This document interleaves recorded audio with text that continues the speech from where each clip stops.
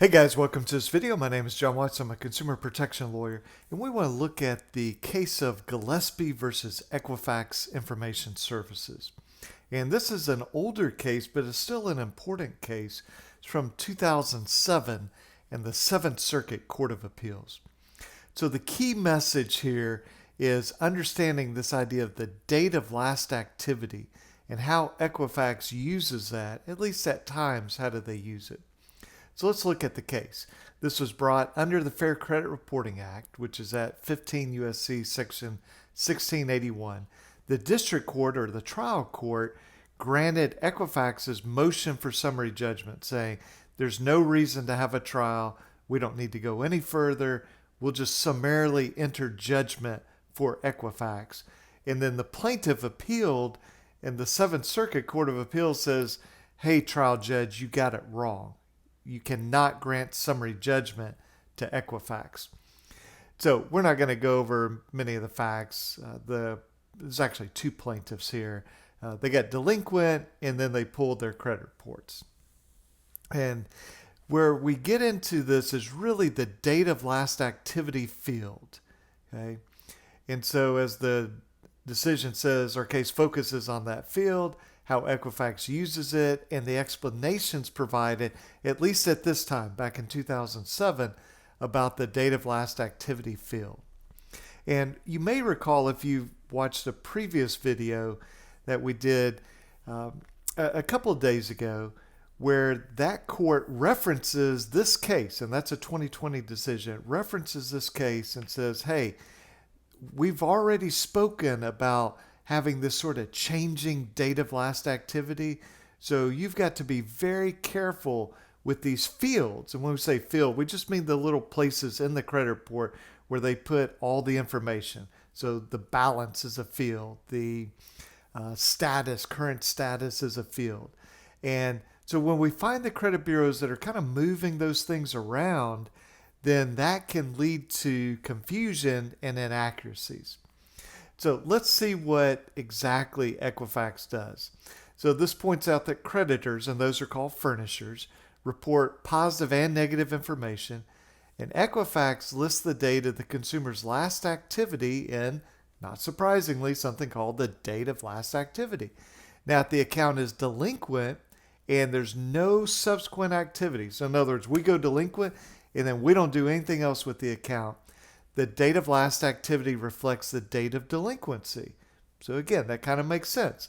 Like if I stop paying on my credit card this month and I go delinquent this month, well then that would be the date of last activity if I never pay again.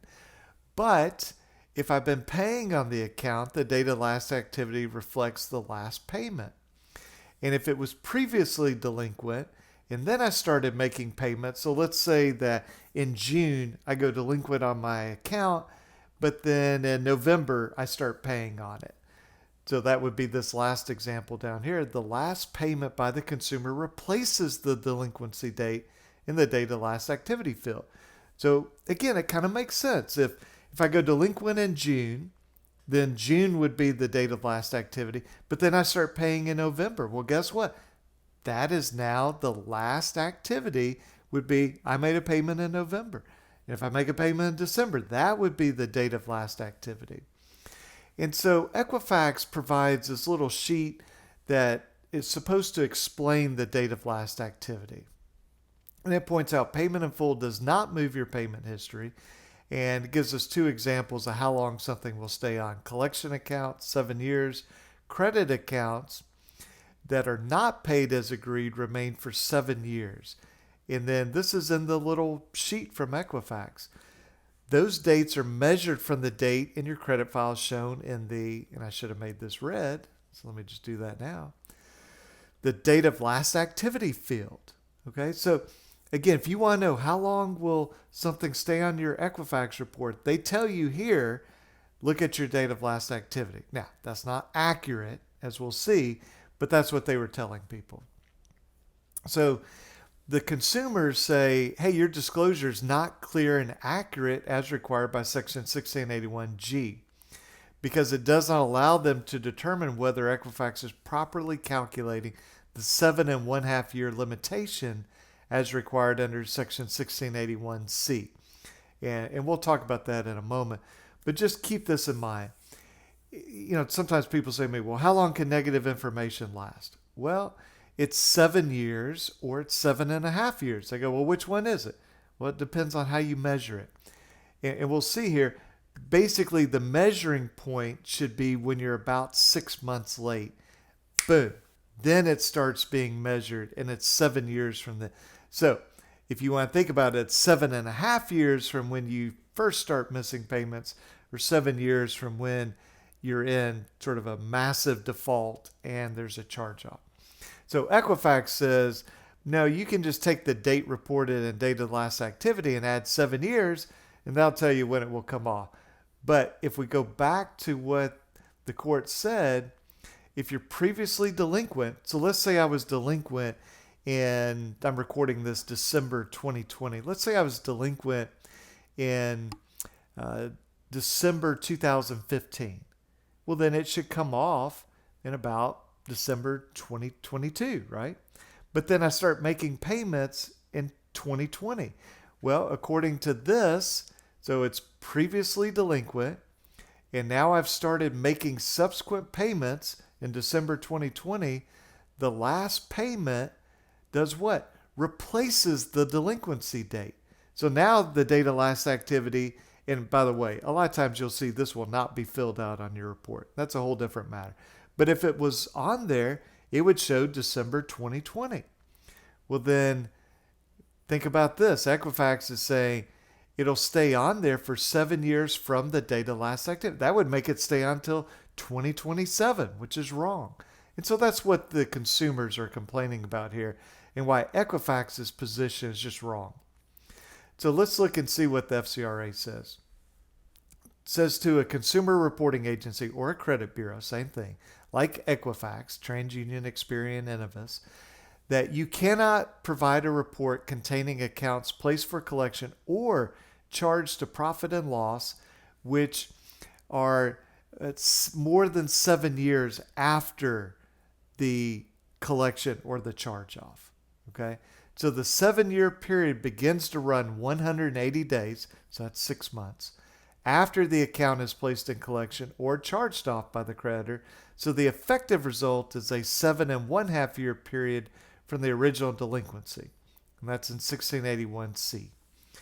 And then the FCRA allows a consumer to check the accuracy of the information by requiring, and then here's the quote, this is from 1681G, every CRA shall, upon request, clearly and accurately disclose to the consumer all information the consumers file at the time of request. Now, this is another case, same name, Gillespie, same year, 2007, just against TransUnion. They said we hold file from the 1681G means the information contained in the consumer report produced by the consumer reporting agency. And I'll probably do a video on that because my memory is that's where the Seventh Circuit said, well, file doesn't mean that they have to give you all the information that they have on you, just whatever they typically put in a credit report. I think that is wrong. That's not what the law says. That's what the Seventh Circuit says the law says, but that's not what the Fair Credit Reporting Act says. But we'll cover that in another video. So why are you allowed to get all this information? So that you can exercise your right to dispute the completeness and accuracy of the Consumer Reporting Agency's information through a dispute resolution procedure. And that's 1681I. We recently did a video where we talk about the different types of claims. So 1681EB is against the credit bureau for failure to have reasonable procedures to assure maximum possible accuracy. 1681I is, you think of I for investigation. That's when you go to the credit bureau and you say, hey guys, you have incomplete information. You have inaccurate information. I want you to investigate it. And then the bureau is, unless they can resolve it without doing this, they're to go to the furnisher, the mortgage company, the debt collector, the credit card company, whoever it is that furnished or provided that information, say, hey, you guys do an investigation also. And the credit bureau has to investigate and the furnisher have to investigate, and that has to be a reasonable investigation. Well, if you don't get accurate information in your file, I mean, if you don't even get your file that has complete information, or if your file is confusing, like this data last activity, well, then that would affect your ability to be able to properly dispute. So the court says, here's our mission: to determine whether Equifax procedure using the data last activity complies with 1681G, that requirement to clearly and accurately disclose all information in the file. And they say clearly and accurately is not defined, so we have to use principles of statutory interpretation. So this is always the starting point when looking at a statute. What's the plain meaning? We give words their plain meaning unless doing so would frustrate the overall purpose of the statute, lead to absurd results, or contravene clearly expressed legislative intent. So if we're not using the plain meaning of words, there better be a really good reason. We better be able to say, well, look, this would totally change the meaning of the statute, or this would make a massive contradiction. So the starting point is plain meaning of the words. Well, where do we find that? Well, a lot of times we just go to a dictionary. What does a word mean? So that's exactly what this court does. They say, well, what is clearly? In a clear manner, which that's not particularly helpful, that which is and distinctly conceived of as truth. Or number two, something asserted or observed without doubt or question. It just means that you're not wondering about it. It's not ambiguous. It's not vague. Well, what does accurately mean? Well, in an accurate manner, again, we're kind of defining the word by using the word, but it means it's correct. It's true. It's not false. So a primary purpose of statutory scheme of disclosure in that 1681G is to allow consumers to identify inaccurate information or incomplete information in their credit files and correct this via the grievance procedure established in 1681I. So again, remember, 1681I is for investigation. We conclude that they must do more than simply make an accurate disclosure. It also must be made in a manner that allows the consumer to compare the disclosed information from the credit file against the consumer's personal information, in other words, your own records, in order to allow the consumer to determine the accuracy of the information set forth in her credit file. So in writing this, Congress says these disclosures have to be clearly and accurately made. If it's just accurate, but it's unclear, then that defeats the purpose. And now you start to lose your consumer protection rights.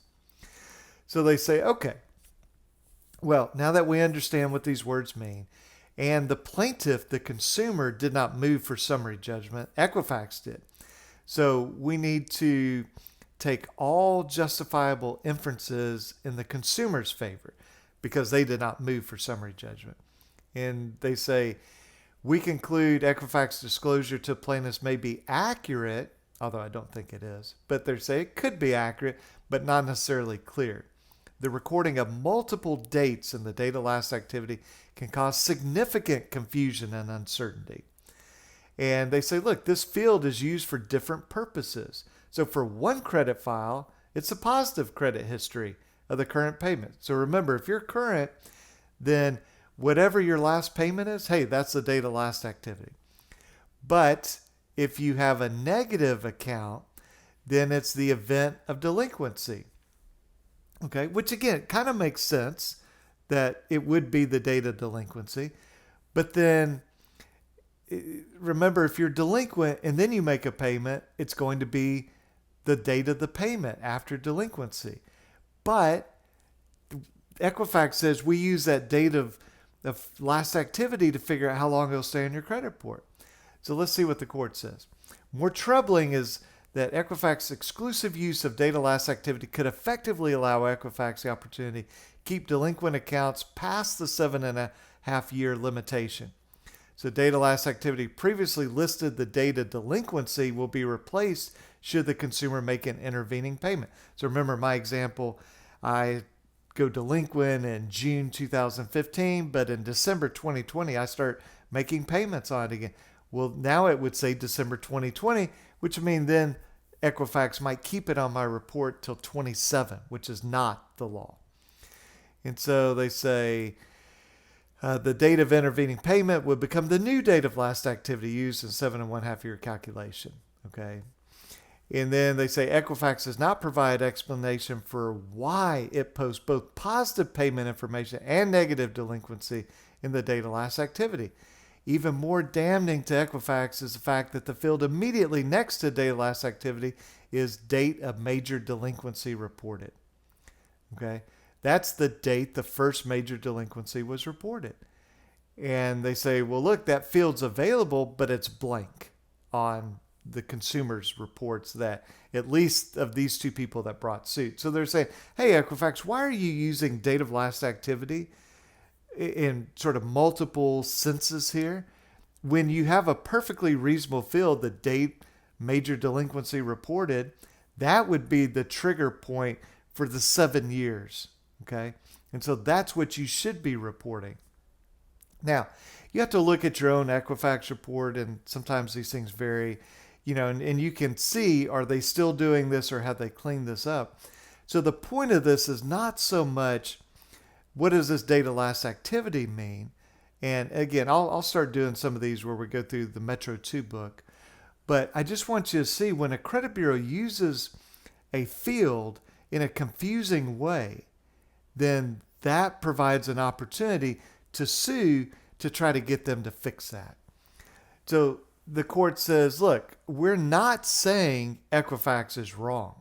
They're just saying, was the district court correct in granting summary judgment? And we're reversing that. And they say, our decision is critical of the way Equifax does this. We're troubled by these disclosures in light of the requirements of the FCRA. But we stress we're not deciding today the issue of whether Equifax has violated the law. We're just deciding the case must continue. And so that's the end of the case. So again, this is a case, Gillespie versus Equifax. And you can go to Google Scholar. I'll put a link in the description, but you can go to Google Scholar and just type in this case site right here. This 484 F3rd 938, and it will pop up. And so, again, I wanted you to see in 2007, how did they use date of last activity? The reason that's still important today is when we see these companies changing the fields or using them in different ways. And we talked in that previous case about some of the status fields. Okay. And like I'll give you an example. There's a field in a lot of credit reports called the current status. And you may be late and then you pay off the debt, and so you owe zero, but they still report the current status is you're 120 days late. Well, when they get sued on that, they go, well, when we say current status, we don't mean the current status. Current status means the past status. Well, if it means the past status, why don't you put it somewhere that doesn't say current status? So that's why I want you to see some of these older cases. The bureaus sometimes clean up their act, or frankly, they kind of take that Metro 2 rule book that governs the industry, and that's not the law, but it tells us at least what the industry standard is, and they'll try and fix some of this stuff so that they don't get sued. But the big point is, understand when they use these fields in contradictory or confusing ways, that provides an opportunity for you to dispute, and then if it's not corrected, to sue. So I hope you found this helpful, and I'll catch you guys in the next video. Okay, have a good one. Bye-bye.